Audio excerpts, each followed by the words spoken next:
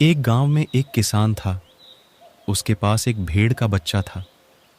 किसान उसे बेहद अच्छे से रखता था, लेकिन भेड़ को कुछ खास वहां पसंद नहीं आता था। किसान का फसल कटने के बाद पेट भर के खाना खाता, फिर भी उसने सोचा, ये किसान और मुझे अच्छा खाना नहीं दे रहा है, वही रूखा सूखा खाना दे रहा है। बस हो गया और मैं यह नहीं रह सकता। मैं अपनी दादी के घर चला जाऊंगा। वहां दादी अच्छा खाना देगी, अच्छा घास भी है और अच्छा आम का पेड़ भी है। अच्छा अच्छा खाना खाऊंगा और बस दिन भर घूमना है, कुछ काम करने को नहीं पड़ेगा। बस यही सोचकर वो निकल पड़ा। दादी के घर पहुंचने से पहले एक बड़ा सा जंगल पड़ता है। वो जब जा रहा था, उसी वक्त उसकी मुलाकात एक भेड़िया से हो गया। छोटा सा भेड़ के बच्चे को देखकर उसके मुंह में पानी आ गया और उसे रोककर बोला, अरे ए बच्चे रुक, मैं तो तुझे आज खाऊंगा। बहुत दिन के बाद आज नरम भेड़ का मांस खाने को मिला है, कैसे छोड़ सकता हूं। ये सुनकर भेड़ डर गया और मन ही मन रोने लगा, लेकिन जैसे तैसे करके अपने आप को संभाल लिया और उसके दिमाग में एक बुद्धि सूझी।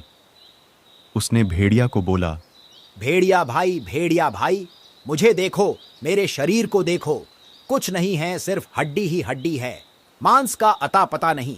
मैं अपनी दादी के घर जा रहा हूं, खूब खाऊंगा, मस्त मस्त खाना खा के फिर आऊंगा। तुम यही रहना। मेरे थुलथुलाते मांस को खाकर तुम्हें 1 महीने तक खाना खाने की जरूरत नहीं। बस अभी मुझे जाने दो। भेड़ की बात को सुनकर भेड़िया बहुत खुश हुआ और बोला, जाओ जाओ, लेकिन 10 दिन बाद चले आना। मैं यही तुम्हारा इंतजार करूंगा। जैसे ही ये सुना, भेड़ ने फौरन रॉकेट की स्पीड से भागा और सीधा अपने दादी के घर में रुका। दादी ने बड़ी प्यार से उसे खिलाया पिलाया। ऐसे करके 10 दिन कैसे बीत गए पता ही नहीं चला। 10 दिन में अच्छा खाना खाकर भेड़ भी सख्त हो गया था। जाने के दिन नजदीक आ गया था, लेकिन भेड़ बहुत उदास रहने लगा। यह देखकर दादी ने पूछा, क्या हुआ मेरे बच्चे, तू इतना उदास क्यों है? कोई दिक्कत की बात तो नहीं ना? भेड़ को भी अपने मालिक किसान की याद सताने लगी थी। भेड़ ने अपनी दादी को सब कुछ स्पष्ट से विस्तार रूप से बता दिया। ये सुनकर दादी ने एक तरीका निकाला उसको अपने घर भेजने का। नजदीक में एक ढोल पड़ा था। दादी ने भेड़ को ढोल के अंदर भर दिया और उसके कान में कुछ बोल दिया। भेड़ ने लात मार मार कर ढोल को जंगल के अंदर ले गया।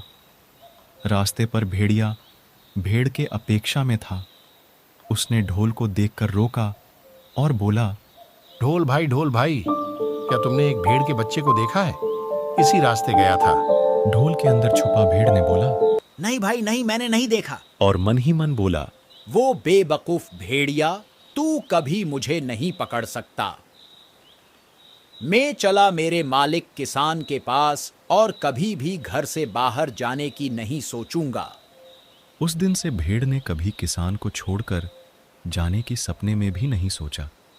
जो भी है अपना है।